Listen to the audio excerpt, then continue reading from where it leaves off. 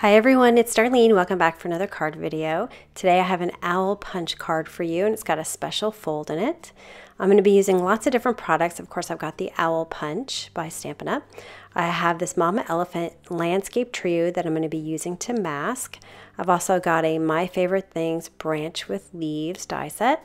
I'm using my favorite Simon Says Stamp circles, and I've got two Stampin' Up sets, Botanical Blooms, and also this What I Love set. I'm using the Sentiment. This is a Celebration set.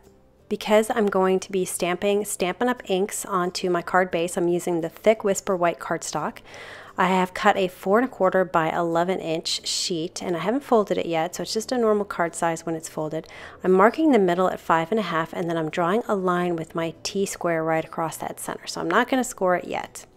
I'm going to get my Big Shot out. I'm going to put my magnetic platform in first, my first acrylic plate, and then my sheet of cardstock with my line drawn, and I'm going to line up these little pegs that are left over from when I detached the dies from each other, the nested dies, and so you can see it leaves a little nub there, and I'm going to line it up with that line, and then I'm going to stick my top plate into the machine first, and I'm just going to cover up to my pencil line. So I'm just doing some partial die cutting here so that I just cut the top half of the circle. So I realize I have my crank on the wrong side, so I have to reach over here, but I kind of push it a little bit with one hand and I start rolling it with the other. And it should go in pretty easily. Now when I'm finished, I'm going to take my die off and you'll see that I've just got that half circle. I'll just erase that pencil line, and then I'm going to put it into my mini scoreboard, and I'm going to score it at 5 1/2, but I'm not going to score the part that has the circle. So I'm going to stop at one side of the circle and start at the other. I was kind of a little confused as to which line I needed to be scoring in, so I didn't actually score it, I just kind of went over it to figure out where it would land. So then I'll fold it and use my bone folder to make a nice crisp fold. So this is my card base, but it's longer than 5 1/2. It's 5 1/2 to the score line.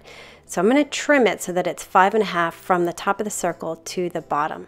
I just wanted it to be able to fit into a standard envelope. So I'm taking my cloudy looking landscape die and I'm cutting from a Post-it. You can cut from masking tape. In fact, I wish I would have cut from masking tape because it wasn't all the way sticky across. But I'm going to place it over my card base on the front. And then I need to mask that circle that's showing through the hole. So I kind of created a mishmash of different things, my surgical tape and some Post-its, anything that was left over from when I cut that cloudy looking die. So I just kind of made a big mess there, but I just wanted to make sure that it was covered. I'm using the Botanical Bloom set by Stampin' Up. There's several different leaves in here, so I grabbed 3 of them and the inside pieces, so it's a 2-step stamp. And I've got Wild Wasabi ink, which I'm going to be stamping with my solids here. And I'm just going to apply a random pattern. I start with the big one and I do 3 big ones, and then I'm moving to the medium and the small. I'm just kind of alternate between those to make sure I fit them all into this area with some comfortable area around each one. And I'm hanging them off the sides just to make it look like the leaves are falling. When my solids are all finished, I'll take the second step of each of these leaves and stamp the second part in Garden Green. Now I chose to use the same inks, Wild Wasabi and Garden Green, on all the leaves, but you could vary it with different colors. So I'm just going to go along and finish all of these, and here it is. I'm doing the last one. They're really easy to line up, these stamps. Now you could leave the background white, but I decided it was a little too bright and I didn't want the focal point to be the leaves. So I took some of the Wild Wasabi ink and I took my foam applicator. You can see I'm priming it here on the Post-it just to get a feel for how much ink is on my applicator before I actually apply it to the paper. And you can use Stampin' Up inks just like you would Distress inks when you're blending them to put on a piece of cardstock. And you get a really nice look with the Stampin' Up cardstock when you're using the Stampin' Up inks. So I'm going to quickly apply this Wild Wasabi carefully across this whole card. And you can see my Post-it fell off there, and that wouldn't have happened if I had used masking tape. So just be a little bit careful and make sure that you kind of roll the ink applicator upward so you don't move that Post-it. So I'm going to peel this off here, and this is the fun part. And I decided I wanted to create a little bit more of a defined edge. So I took a chocolate chip marker and I drew stitching around these circles really carefully. And it really made a nice, crisp, clean edge with all these leaves coming down. It also added some dark brown to complement the owl that's going to go at the top. Now it's time to punch all my owl pieces, and I like to punch them all into a box, and that way they're contained in this nice little box and they're not scattered all over my work surface. So I'm using early espresso paper, some black, some white, and some crumb cake, and they're all Stampin' Up! Papers. And so once I get it all punched out, I'm going to pull out the pieces that I want and place them on my craft mat. I'm going to grab my 2 body parts, and I'm using some sparkly fluff. This stuff comes in a jar, and there's so much in here, and it's basically flock with some glitter in it. And the color that I'm using here is brown sugar. So what I'm going to do is cover this body with some 2-way glue pen. I'm using some tweezers just to hold it in place to make sure I get glue all over. And then I'll grab a piece of scrap cardstock and sprinkle some of that flock on it, the sparkly fluff. I'm just going to press it down firmly, kind of burnishing it, but I don't want to remove too much. Later on when the glue dries, then I'll kind of brush it off to get any excess off. But I just kind of roll around the sides here with my finger to make sure that I get all the excess off. Now, if you don't have sparkly fluff, you could use just some glitter, or you can punch these pieces out of some pattern paper. I've done both of those before. All right, I'm just going to quickly show you how I put one of these owls together. I'm using a pick-me-up stick. It's got a sticky side, and you can turn it to squeeze more of that sticky stuff out. On the other side, you can pull out this tool that has a pointy edge and also a beveled edge, and that helps you remove or release the pieces from the sticky side. What I like to do is apply glue to the piece that I'm adhering a piece of cardstock to. So I've got my Stampin' Up! 2-way glue pen, and I'm going to apply the glue to the item that I'm adhering to. So this crumb cake piece of the eye, and then I'll take my pick-me-up stick. I'm going to pick up the white, place it in the middle of this crumb cake piece, and then I'll use my bevel edge to release it. And I like to just press it with my finger, and then you can also move it around too, since we're using glue and not tape. So do the same thing with this other one. Pick up the white, lay it down, and then use my other piece of the tool to kind of release it. And I'm going to do the same thing with the eyes, but all my eyes are actually going to be looking away. So with all 4 eyes, I'm going to put the black pupil right there in the kind of off to the side. One of my owls is going to be looking down, and one of them is going to be looking up. So I can still create all the eyes the same, and I just will put them in different directions when I set them up on the card.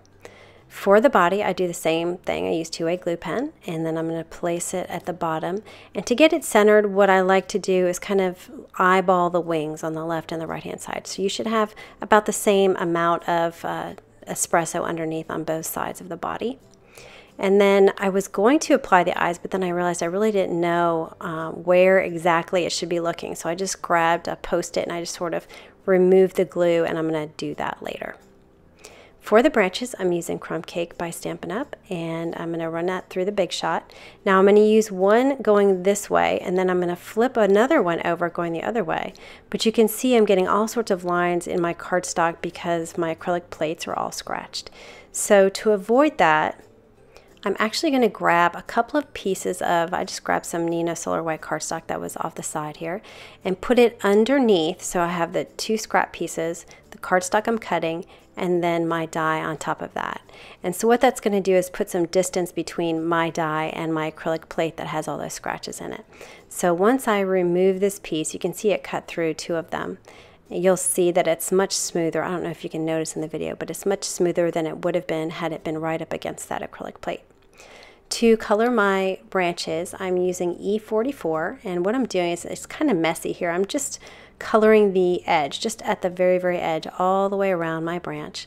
Now, when you're coloring colored cardstock with Copic markers, you really have to wait. It's not going to be this dark. It's going to fade, and so you have to just do it and wait a little while to see how it turns out. So I'm doing the E44. Now I'm moving on to E43. It's just a lighter version of the E44, and I'm covering what I colored and then a little bit more just to blend it toward the center. But I'm definitely going to leave some of this cardstock blank, so not colored in, just the regular crumb cake color. And you can see, you can't see how it's going to look yet. You just have to put it off to the side and wait. So I'm going to do the same thing with this other one, and now you can see it's already faded. For more detail, I'm going to add some lines with my chocolate chip marker, Stampin' Up! Marker. So I'm going to add 2 lines, 1 line, 3 lines, just kind of randomly drawing these lines on both of these branches just to make it look a little bit more interesting and realistic. There are some leaf dies with this set, so I'm going to cut a bunch of them out of Wild Wasabi cardstock. And I've got some Garden Green ink and a sponge dauber. And I'm going to add a little bit of dimension to these. You can see they've got some dry embossed lines in the middle, and those will become highlighted even more when you color the edges. So I'm going to quickly, I really didn't spend a lot of time on this, but I just did all the edges of these leaves, and I'm going to place them on the card later. I'm using my MISTI and my grid sheet to make sure I don't mess up this panel since I worked so hard on it. And so I'm going to put my sentiment on the front, and I'm using some VersaFine Black Onyx ink. At this point, my pieces are pretty much done, so I just need to assemble them all. I'm arranging how I want my branch and my owl to lay on the card, and then I'm going to mark the top and the bottom of the branch and on the left. That way when I take it off to put some glue on it, I'll know where to put it back. So I'm going to grab my two-way glue pen again and just put some on the back here. And then I know exactly where to put it because of my pencil marks. I'm trying to make it as high as possible so I have as much room for the sentiment as I can at the bottom. And then to put the owl on, I'm just going to use some tape runner. This is just some Stampin' Up! Tape runner I had. And place him right there so that he's in the center of the circle. For the other branch, I'm going to do the same thing. I'm going to put my sentiment in the middle so I make sure that I have enough room because I'm going to stamp that later. And again, I want to have the owl off to the side far enough to where they can be looking at each other and they're not too close to each other. And yet I want it to be high enough to where I have some room on the bottom for my sentiment, and not too high because I need to fit that sentiment in there. So once I get all that measured out, I marked it with my pencil and I'm gluing it down here. And then I'll take my owl and I'll put some tape runner on that and adhere that guy to the other branch. And then I'll take my sentiment and stamp it with some VersaFine Black Onyx ink again right there in the middle.